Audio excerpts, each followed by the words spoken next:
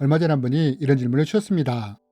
목사님, 주일 예배는 꼭 드려야 되는 건가요? 라고 말입니다. 여러분, 저는 종종 이와 비슷한 질문을 많이 받습니다. 구약에 보면 하나님이 안식일을 지키라고 하셨는데 왜 크리스천들은 안식일인 토요일날 예배를 드리지 않고 일요일날 예배를 드리나요? 또 목사님, 회사에서 주일날에 나와 급한 일을 처리하라고 합니다. 그런데 주일날 예배를 드려야 하는데 이런 피치 못할 상황에서는 제가 어떻게 해야 하나요? 라는 식의 질문을 종종 받습니다. 그렇다면 여러분, 만약 여러분이 이런 질문을 받는다면 이에 대해 뭐라고 대답을 해주시겠습니까? 이번 시간에는 과연 예수 믿는 크리스천들은 주일 예배에 대해 어떤 태도와 자세를 가져야 하는지에 대해 함께 나누기 원합니다. 여러분, 저는 앞에서 어떤 분의 질문에 대해 말씀을 드렸습니다. 하나님이 안식일을 지키라고 하셨는데 왜 크리스천들은 안식일인 토요일에 예배를 드리지 않고 일요일에 예배를 드리냐고 말입니다. 여러분, 이번 말씀대로 하나님은 성경을 통해 분명하게 이렇게 말씀을 하셨습니다. 안식일을 거룩하게 지키라 라고 말입니다. 여러분, 하나님은 분명하게 안식일을 거룩하게 지키라고 말씀을 하셨습니다. 그런데 여러분, 왜 우리는 이 안식일을 지키지 않는 걸까요? 만약에 이것이 하나님의 명령이라면 우리가 이 명령을 지켜야 하는 거 아닙니까? 안식일이 금요일 해질녘부터 토요일 해질녘까지니까 예배도 이때 드려야 하는 거 아닙니까? 하지만 이단으로 중대된 안식교를 제하고는 모든 교회들이 안식일인 토요일이 아닌 일요일날 예배를 드립니다. 그럼 여러분, 왜 교회들은 이렇게 일요일에 예배를 드리는 걸까요? 이제부터 이에 대해 말씀드리기 원합니다. 여러분, 우리가 이것을 알려면 먼저 예수님의 십자가 사건에 대해 알아야 합니다. 여러분, 바리새인들과 제사장들은 예수님을 죽이고자 작정을 합니다. 결국 이들은 가룟유다를 통해 예수님을 붙잡게 됩니다. 이때가 바로 목요일이었습니다. 이후에 예수님은 십자가에 달려 죽게 되셨고 유대인들은 이 예수님의 시신이 안식일이 시작되기 전에 처리되기를 원했습니다. 그리고 예수님의 시신은 안식일이 시작되기 전에 아리마다 요셉에 의해 제공된 무덤에 묻히시게 됩니다. 이날이 바로 금요일이었습니다. 그런데 여러분, 이렇게 예수님이 무덤에 묻히셨는데 3일 후에 어떤 일이 일어납니까? 십자가에서 죽으신 예수님이 안식 후 첫날 부활하시지 않습니까?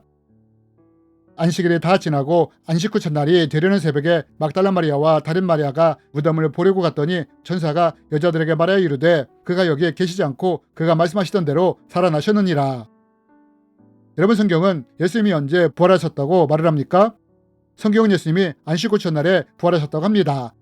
즉 예수님은 토요일인 안식일이 아니라 이 다음날 일요일에 부활을 하셨다는 것입니다. 여러분, 왜 교회들이 토요일인 안식일에 예배를 드리지 않고 일요일에 예배를 드리느냐? 그것은 예수님이 일요일날 죽음에서 부활하셨기 때문입니다. 그래서 예수님이 부활하신 이 날을 주님의 날인 주일로 정하고 예배를 드리기 시작한 것입니다. 그리고 이 주일 예배는 이미 초대교회 성도들로부터 시작이 되었다는 것입니다. 안식 후 첫날에 우리가 떡을 떼려 하여 모였더니 바울이 이튿날 떠나고자 하여 저희에게 강론할세. 여러분, 앞에서 한 분이 주일 예배는 꼭 드려야 되는 건가요? 라고 물으셨습니다. 여러분, 왜 우리가 주일날 예배를 드리는 이유가 무엇이냐? 그것은 예수님이 주일날 부활하셨기 때문입니다. 내 죄를 사하기 위해 이 땅에 생육신하셨고 예수님이 내 죄를 대신 지고 십자가에서 제물되어 죽으신 후 3일 만에 부활하셨기에 이 부활한 날을 기념하며 우리가 모여 예배를 드리는 것입니다. 그러므로 예수님에 대한 믿음이 있는 사람이라면 주일날 모여 예배를 드리는 것은 당연한 것입니다. 왜냐하면 예수님을 믿지 않는 사람들은 믿음이 없기에 일요일이 주일이 아니라 단지 휴일이며 쉬는 날이자 놀러가는 날에 불과하기 때문입니다. 하지만 예수님의 부활을 믿는 사람들은 주일에 예수님이 부활하신 것을 알고 믿고 있기에 이날 모여 예배를 드리는 것입니다. 그래서 우리는 이 주일날 예배를 드리느냐 마느냐를 통해서도 그 사람이 예수님에 대한 믿음이 있는지 없는지를 알 수 있는 것입니다. 그렇다면 여러분, 예수 믿는 사람들은 주일날 예배를 드리는 것이 당연한 것인데 만약 어떤 사정으로 인해 주일 예배를 드리지 못하게 된다면 우리는 이것을 어떻게 보아야 할까요? 여러분, 예수님을 믿는 크리스천이라면 주일 예배를 드리는 것은 당연한 것입니다. 또한 의무이기도 합니다. 그리고 이렇게 우리가 정기적으로 주일 예배를 드릴 때 우리의 믿음과 신앙이 유지될 수 있으므로 크리스천은 반드시 예배를 드려야 합니다. 하지만 피치 못할 사정으로 주일 예배를 드리지 못하는 경우는 어떻게 해야 할까요? 사고나 불가능한 상황, 피치 못한 일로 주일 예배를 드리지 못하는 상황이라면 이러한 것에 대해 어떤 관점을 가지고 있어야 할까요?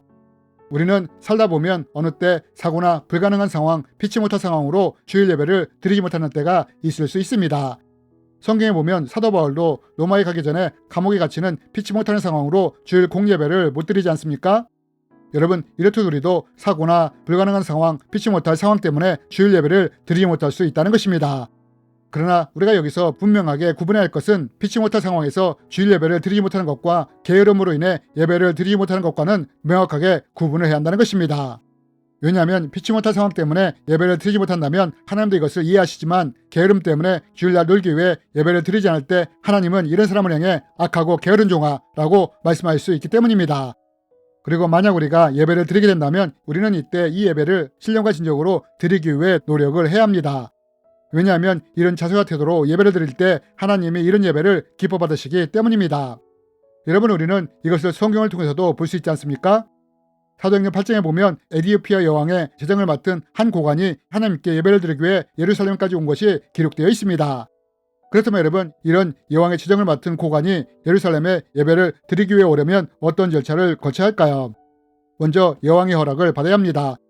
에디오피아에서 예루살렘까지는 하루길이 아니라 장장 1500km나 떨어져 있는 거리이므로 이 거리를 왕복하기 위해 여왕에게 몇 주 동안의 공석에 대해 허락을 받아야 하는 것입니다. 뿐만 아니라 이 거리를 왕복하기 위해 숙소와 같은 것들 때문에 많은 시정이 또한 필요했을 것입니다. 그런데 고관은 이런 것들을 감내하면서까지 하나님을 예배하기 위해 예루살렘을 향했다는 것입니다. 여러분, 하나님은 이런 하나님을 향한 예배의 마음을 보신다는 것입니다. 그리고 주목하신다는 것입니다. 결국 고관은 예배를 드리고 다시 돌아가는데 이때 무엇을 경험하게 됩니까? 고관이 이사야서 말씀을 읽는데 이해할 수 없는 말씀이 있자 이때 하나님이 어떻게 하시느냐? 당시 사마리아에서 사역을 하던 빌립을 급히 불러 고관의 궁금증을 해결해 주시지 않습니까? 뿐만 아니라 세례 또한 받도록 하시지 않습니까? 여러분, 하나님은 이렇듯 신령과 진정으로 하나님을 예배하고 경외하는 사람을 주목한다는 것입니다. 그리고 그에게 무엇이 필요한지를 알고 도우신다는 것입니다. 그럼 여러분, 왜 하나님은 예배에 헌신하며 또한 신령과 진정으로 예배드리는 사람을 주목하며 도우시느냐? 그것은 신령과 진정으로 드리는 예배가 바로 하나님을 경외하며 존중하는 것이기 때문입니다. 그래서 하나님이 이렇게 말씀하시는 것입니다. 그러므로 이제 나 여호와가 말하노니 나를 존중히 여기는 자를 내가 존중히 여기고 나를 멸시하는 자를 내가 경멸하리라. 여러분, 예배는 하나님을 경외하고 존중하는 가장 최상의 방법입니다. 여러분, 우리가 이렇게 하나님을 신령과 진정으로 예배할 때 하나님이 이런 우리를 주목하시며 귀하게 여기시는 것입니다. 그렇다면 여러분, 우리는 주일 예배에 대해 어떤 태도와 자세를 가져야 할까요? 이에 대한 선택과 결단은 우리 스스로가 결정해야 할 몫일 것입니다. 주님의 이름으로 여러분을 축복합니다.